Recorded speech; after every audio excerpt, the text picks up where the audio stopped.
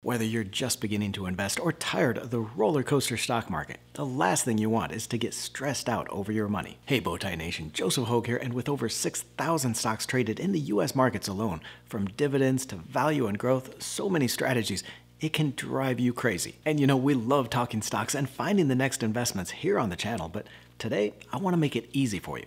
Whether you're a beginner investor or just don't want to worry about your money, I'm going to reveal an easy 7-index fund portfolio that is all you need to reach your goals.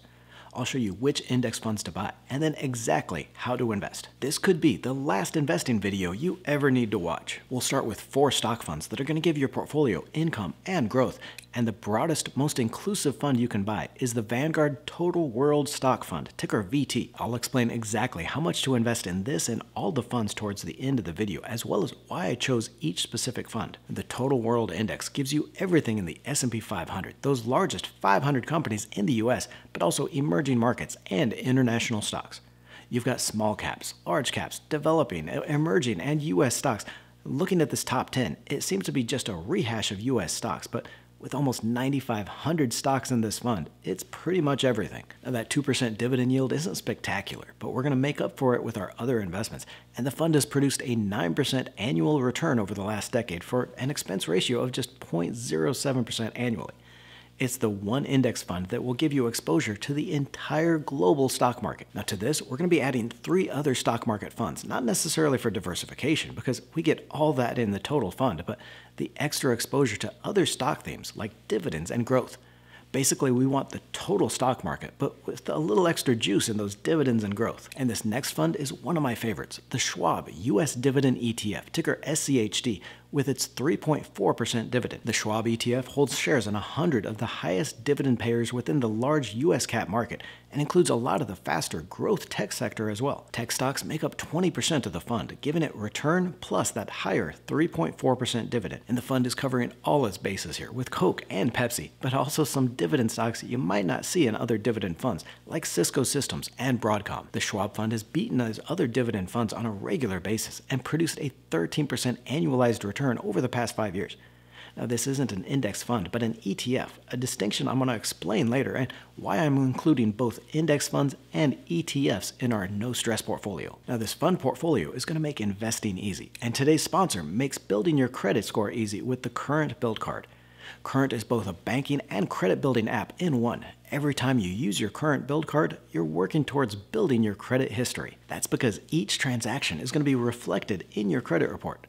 Rather than other credit building strategies like paying down debt, this uses only your purchases to build your credit score, so there's no crazy debt traps. We don't talk about credit scores as much on the channel, but the importance came rushing back into my life last month closing on our new home. A higher credit score means a lower interest rate, and with every 1% increase in rates adding thousands to the cost of a $400,000 home, you cannot afford to ignore your score. Look for the link in the description to learn more about Current. You'll be able to create an account with no credit check and no credit history needed. There's no minimum and no monthly fees for using that Current Build Card, and you'll earn up to $240 a year with their 4% interest on savings. Now back to our easy index portfolio though, and while we got that broad market exposure with the Total World Fund and then a little income kicker with the Dividend Fund, now I want to add some growth with the VanEck Semiconductor ETF, ticker SMH. So with this fund, I'm looking for the growth that's going to grow your portfolio to beat your financial goals. And there are a few themes better than semiconductors for that growth.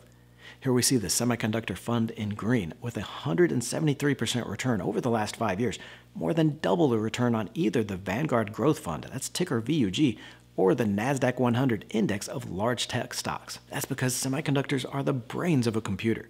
With the rise of artificial intelligence, self-driving, and just the Internet of Things, the increase in not just the complexity and computing power, but even the sheer quantity is going to make semiconductor stocks the growth theme of the market. And the VanEck Fund is an easy one-stop for investors. This fund holds 25 semiconductor companies trading on the US exchanges, from heavyweights like Nvidia and Taiwan Semiconductor to smaller companies you might not have heard about like Teradyne.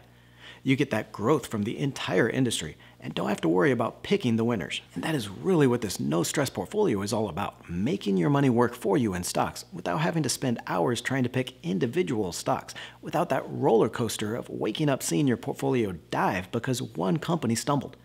It's also going to give you the safety of bonds without the fees in individual bonds and the extra income power from real estate without having to be a property expert. The Invesco Diversified Commodity Strategy No K1 ETF, ticker PDBC, is our inflation-fighting commodity exposure, plus a solid 13% dividend. Now, since commodities are priced in dollars, they keep up with inflation pretty well. In fact, when inflation and rising rates destroyed stocks last year, here we see the S&P 500 fell nearly 20%. The commodity fund posted a positive return plus dividends. The fund holds exposures across commodities, including energy products like gasoline, oil and natural gas, precious metals with gold and silver, and agricultural commodities like sugar, corn, and wheat. It's an easy way to get into that futures market exposure in one easy fund that trades like a stock. I'll reveal the remaining 3 funds for your portfolio next, but I want to clear up a common misunderstanding here: index funds versus ETFs, and why I'm using both for this video. An index fund is a group of investments bundled together, and then shares of the entire group are sold to investors as one stock.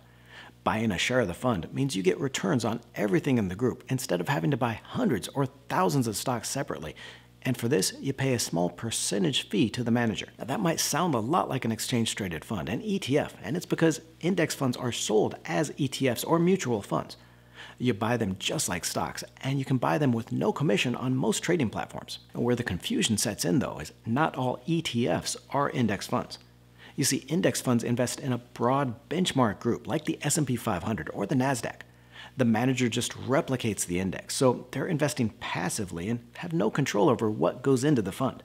That's different from a lot of theme ETFs, like, for example, here the Vanguard High Dividend Yield Fund, ticker VYM, which I also like, but is not a true index fund.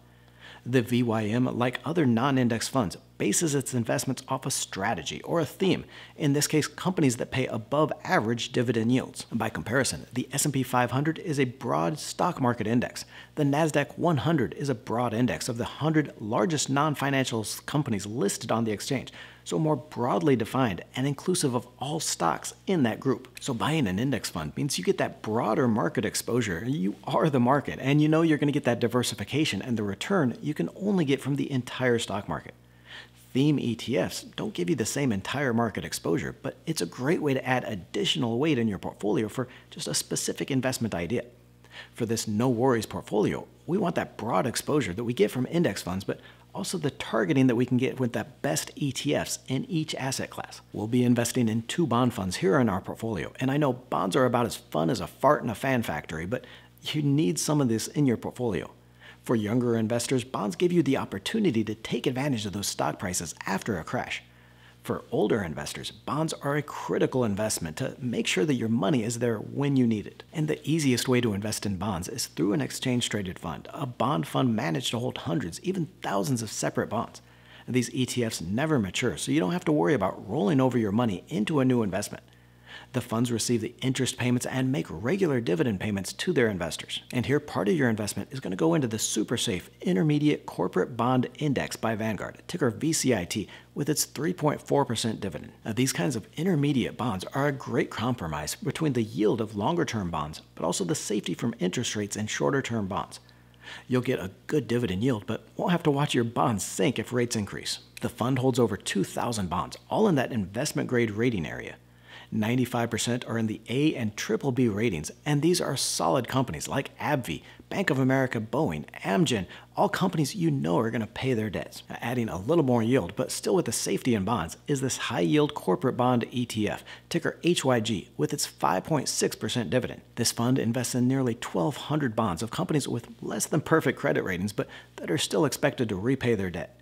More than 88% of the portfolio is in bonds with a B or better credit rating, so the default rate is still rare, and you've got companies here like Ford, Teva, SiriusXM, and Dish, solid companies paying those higher yield interest. We've still got one more fund to add to our portfolio and exactly how to invest, but first, you know I've got to send that special shout out to all you out there in the nation. Thank you for spending a part of your day to be here.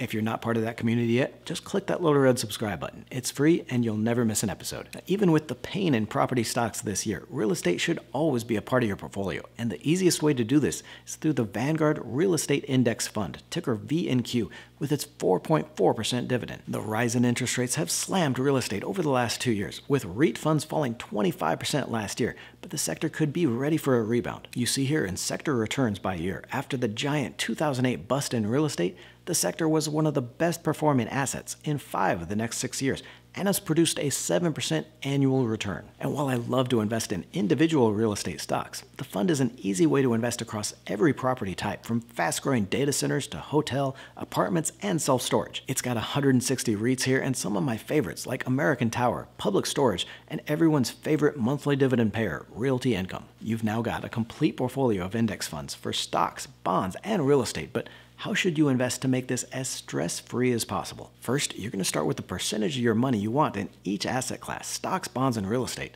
and then how much you want in each fund. Your percentages might be different, but in general, younger investors still want more in stocks and real estate while holding less in bonds.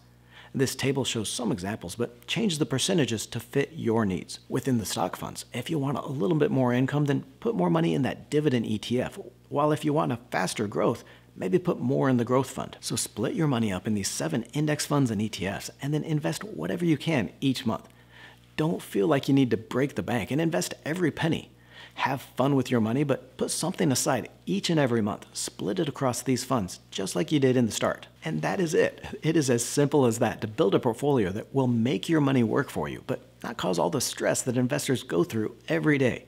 You won't have to be worried about picking stocks, and you'll know your money is going to be there when you need it. Look for that link below and start building your credit today while you earn 4% on your savings with Current, or click on the video to the right here for the 3 strategies to invest for retirement. Don't forget to join the Let's Talk Money community by tapping that subscribe button and clicking the bell notification.